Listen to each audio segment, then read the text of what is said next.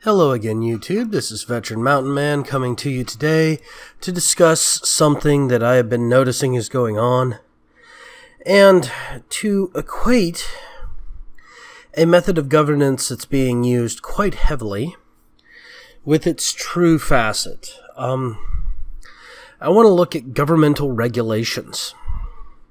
And I know, the first thing that's going to come up out of most people is like, but regulations protect the environment and keep businesses from doing evil things. Well, that's what we've been told.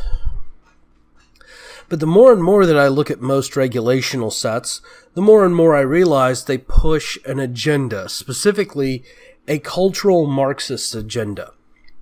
And this agenda is, we know what's best for you, and you don't.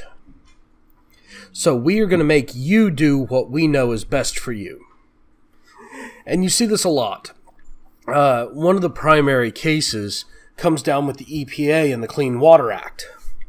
Well, the Clean Water Act was originally created to only deal with navigable waterways. So we're talking rivers, large lakes, coast regions, that kind of thing. Well, now the EPA will come and fine you if the pond on your property is too large. And they will come and they will confiscate your pond and designate it a wetland and stop you from doing work on it, such as cattle ranching, which a large number of cattle ranchers have put ponds on their property to store rainwater for their cattle. Now, this sounds, oh, well, that's just a one-off or a two-off, There's only a handful of those situations. Well, let's take a look at coal regulations. So, the coal regulations continue to get pushed so that fewer and fewer amounts of CO2 can be put into the atmosphere. Even though we have removed the sulfur and the mercury and the other problems with coal power in the United States. Well, those regulations do nothing more than shut down coal power here in the U.S., yet the U.S. still needs steel. So we buy our steel from China. Well, what do you think China uses to make their steel? They use coal, because you have to use coal to make steel. You need the coal as part of the action of making the steel, because steel is high-carbon iron. The easiest way to add carbon into iron is to heat it up with coal or charcoal and infuse that carbon into the iron and make it harder. And then you get steel. But here in the U.S., we have trouble making steel because we can't have coal. And we can't have coal due to EPA regulations that have been written by a regulator and approved by presidents. Now, these regulators write these regulations, and none of them are ever elected.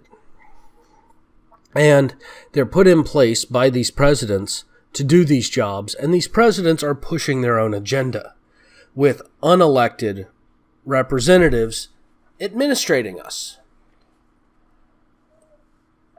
Well, that's awful totalitarian. I mean, I would like to start seeing some of this stuff peeled back, especially when it comes to, say, the Department of Education. What difference does the Department of Education need to be able to do for us to teach our kids? Children were educated all the way through high school before the Department of Education ever existed. We had universities and colleges in this country before the Department of Education ever existed. And even in business to this day, with the Department of Education, certain schools are accepted in businesses and other schools are not. And so it doesn't matter that we have this Department of Education. So why are we allowing them to write rules and policies and procedures instead of governing this at the lowest level?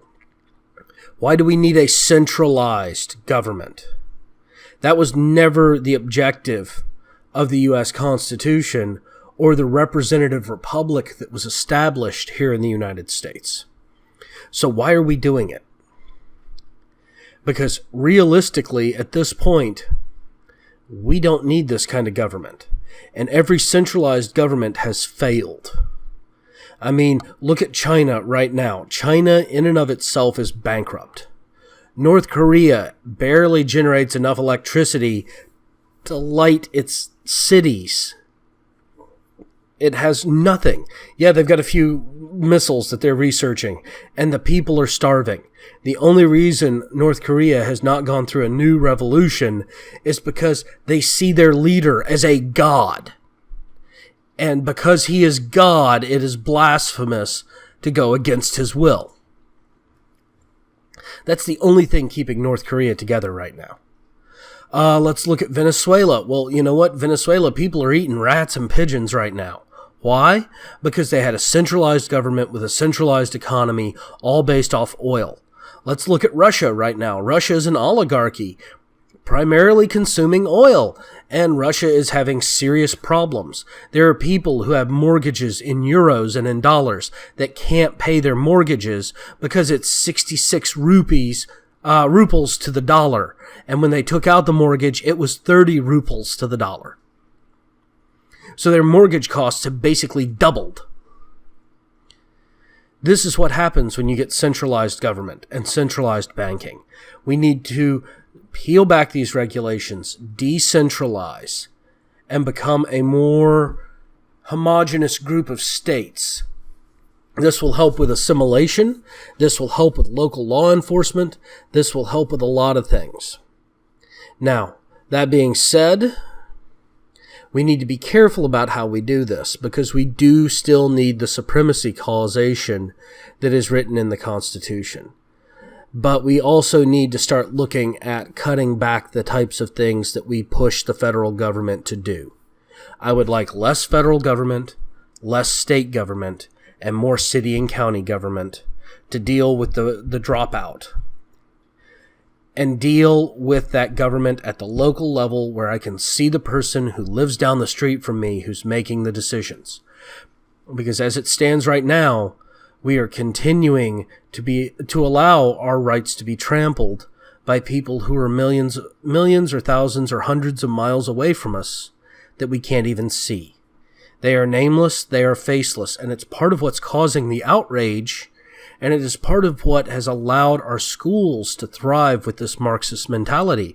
It's because we're allowing Marxism in our government. We are allowing centrally controlled totalitarian dictation in our federal government and in our state governments. And so the more we allow it, the more we must want. This is the problem with centralized government. We need to stop it now and start crushing it back. And it's going to take a long, long time to defeat this concept. But we must slowly and surely beat it down. We don't need 200 pages of regulations if 2 will do. We need to start being concise and complete with our thoughts, expressions, and ideas when it comes to governance.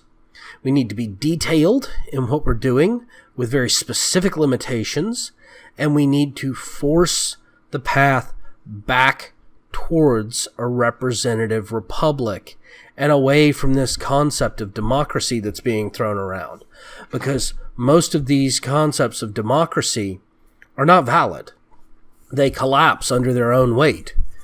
And mostly they do because people realize they can vote their own money in democracies.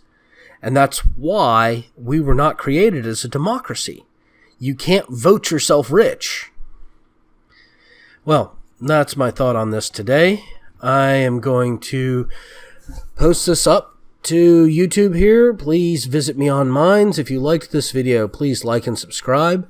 For those of you who are catching me on vid.me, I will be posting these up later this month. I'm going to keep about a 2 to 3 week lag between vid.me and my YouTube station, just so that I can continue to try to bring in some ad revenue, even though I know I'm going to get demonetized more often than I care to. Well, thank you all again. Please remember to visit me and subscribe at minds.com/veteran mountain man. And once again, have a great day.